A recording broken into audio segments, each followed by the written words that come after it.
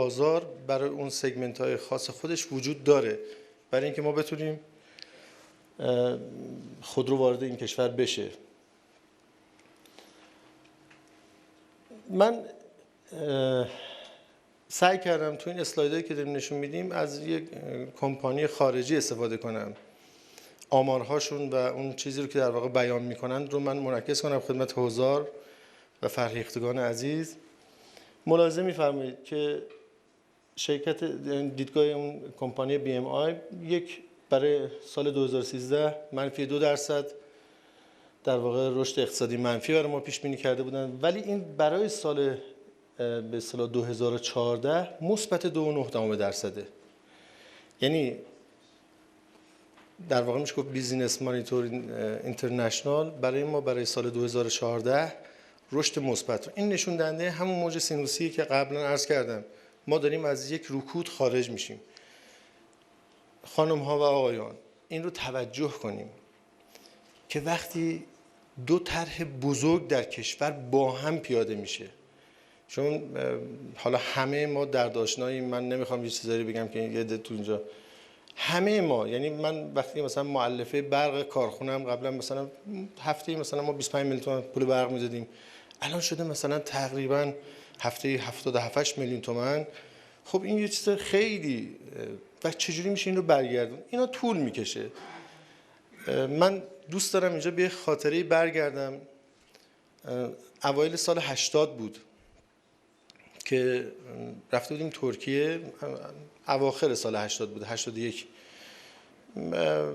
چون به هر حال دنبال این بودیم که خودرو یه استارتی بزنه و عدد تولید خودرو رو بتونیم بیاریمش بالا.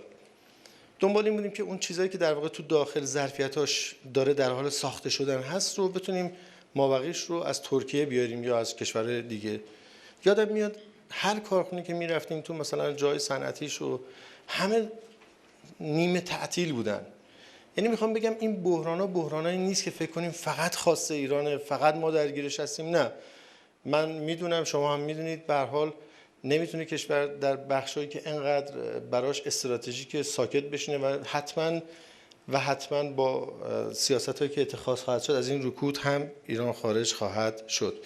من بخش مهمی رو که تو این قضیه دوست دارم به دوستانم و به خودم دوباره تاکید کنم، بخش شاغلین صنعت خودروه.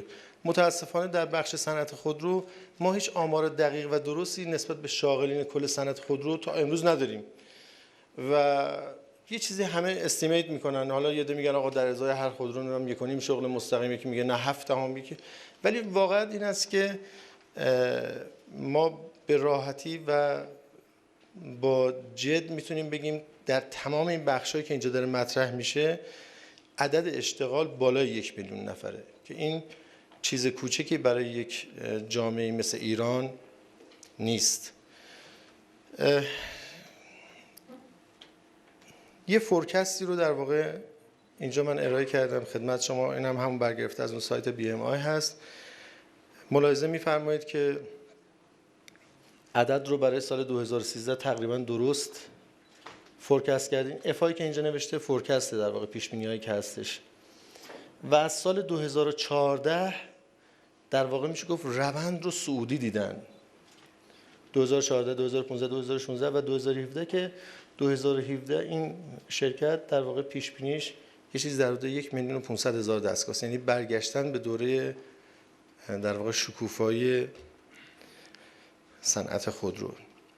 مؤلفه دیگه‌ای که من اینجا این اسلاید رو خیلی شماتیک گذاشتم، بعد میخوام اجازه بفرمایید خود راجبش توضیح بدم. ما یک کشور 75 میلیون نفری هستیم که با همین نرخ زاد و ولد و همین چیزایی که الان هممون میدونیم و این اتفاقاتی که داره میفته، ما تا سال 2050 هم این است که عددمون از 75 میلیون نفر کمتر نخواهد شد. متوسط خودروی در حال حرکت کشورمون، ما الان تقریبا پسنجر کاری که تو این کشور داره حرکت تقریبا 15 میلیون ماشین داریم. این حالا یه دم مثلا میگن یه چیز در حدود 700,000 تا 1 میلیون دستگاه خودروی فرسوده توشه. میدونیم سرانه خودرو تو دنیا کشوری به این پهناوری زیرساخت‌های ضعیف، ما صنعت ریلی قوی نداریم، اینو میپذیریم، جاده‌های آنچنانی و چیزایی که حالا هممون میدونیم دیگه.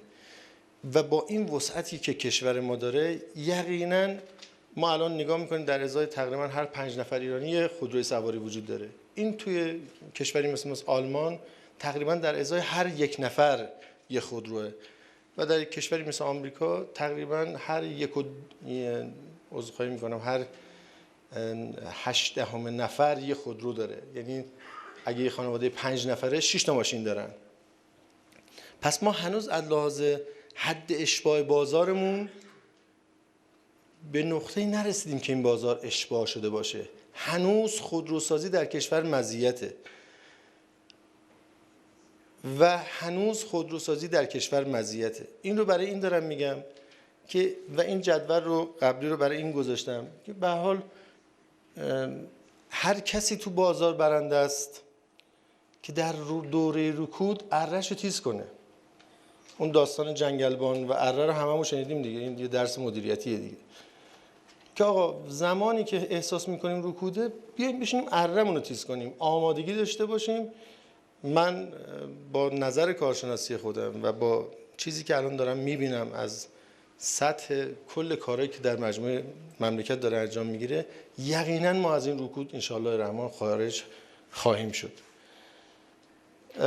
من این جدول رو هم آخرش تقدیم کردم که حالا به هر حال به صورت فورکست نشون میده که پیش بینی برای سال 2017 تو بخش در واقع میشه گفت خودروی سواری تقریبا 1,054,000 دستگاه پیش بینی شرکت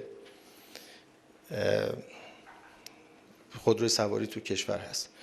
به هر حال ببخشید مصدق شدم، جلسه خیلی اختصاصی، خیلی پلیمری، ما هم زیاد سوادی تو این موضوع نداشتیم. وقتتون رو گرفتم. از اینکه به عرایض بنده توجه کردید بسیار ممنونم.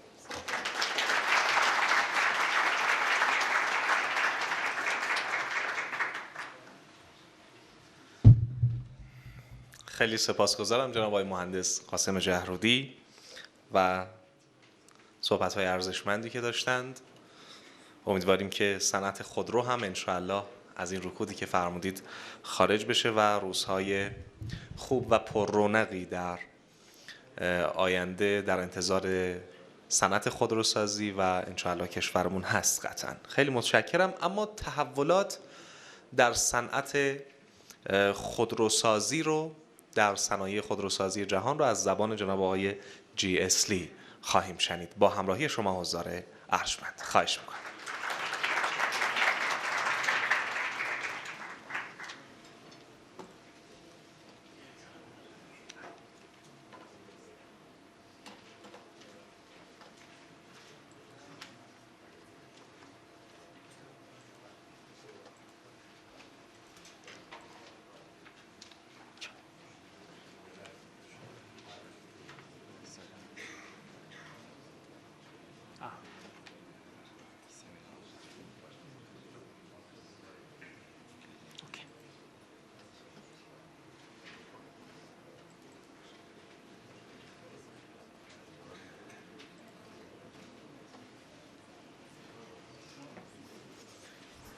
Okay, again, I explained some another subject.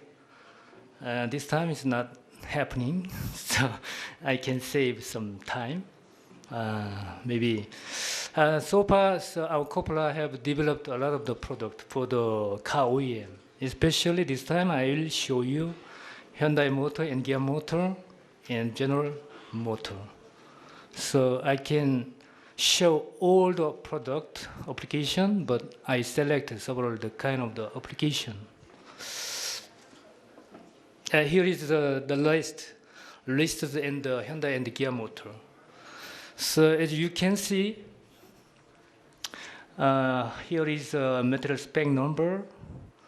There are many kind of the spec number and definition of the material and our grade for the which kind of application can be applied.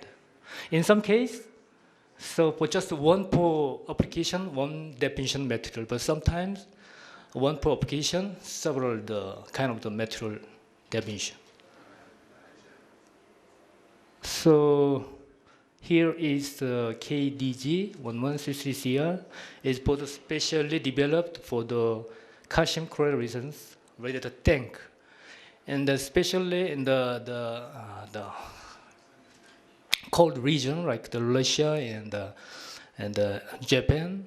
In the case in the winter season, as snowing, so to solve the snow in the road, so some country use the calcium chloride. It's very the important the component. So, but in the plastic, this kind of the P66 is not sufficient to the endure that kind of the calcium chloride resistance.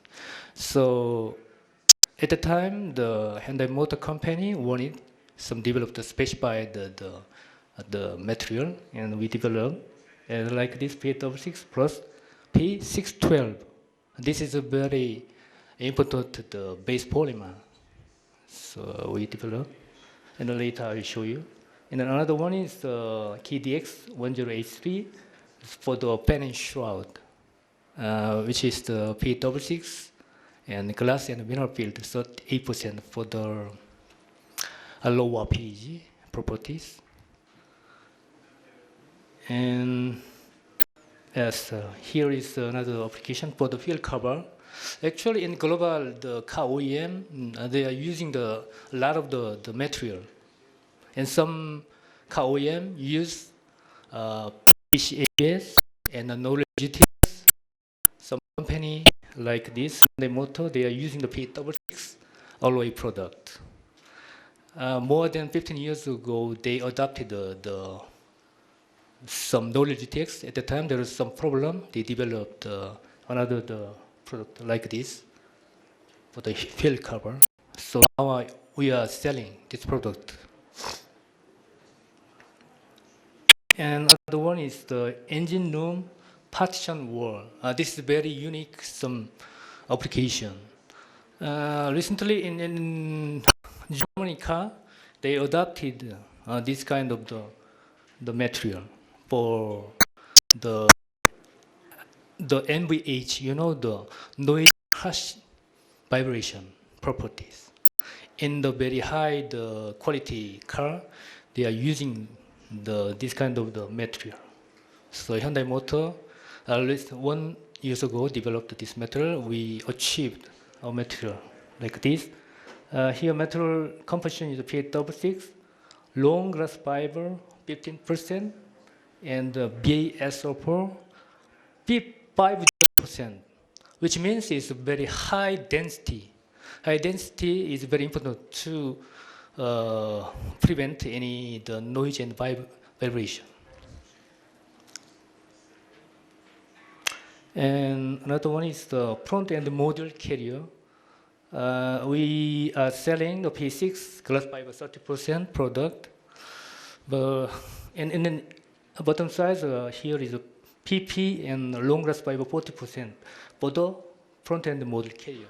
For the same the application, actually two kinds of material is both using, because more and more the car maker wanted how to reduce their car weight.